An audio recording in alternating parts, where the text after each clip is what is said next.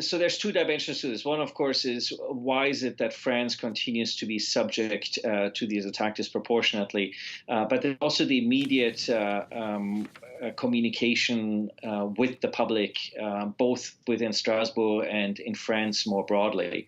And I think we can see here many of the lessons that we've learned from the past. One is not immediately to pass judgment on what might have motivated the attack or who the attacker might be, but rather to let the investigation unfold. Another is to reassure the public that security forces and law enforcement have the matter in hand and that there's no broader risk for the general public.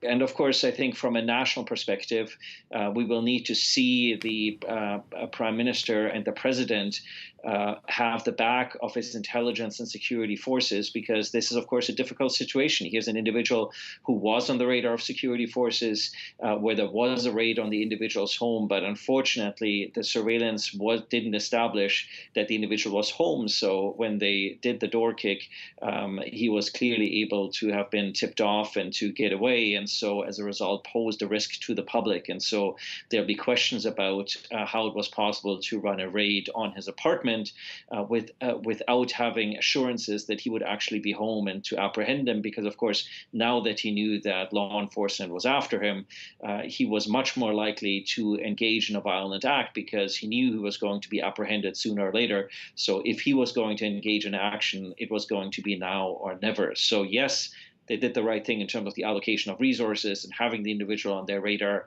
and making the right decision. But it appears that on the tactical side, some things did not perhaps go as optimally as they should have if surveillance would have been more seamless. The reinforcements for other Christmas markets is probably on the one hand psychological to reassure the public that the government has things in hand.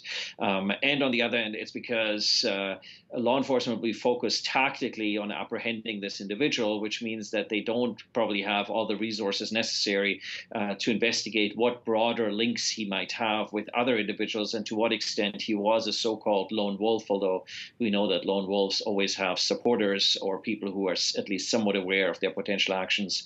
And so to try to understand the broader network, because it appears that he had quite an arsenal. In addition to the firearm or firearms that he had on him, apparently there were hand grenades in his apartment. And so, these things aren't freely available for purchase in France or in the continental European neighborhood. And so this raises broader questions about, was he indeed acting alone? Who might have supplied him?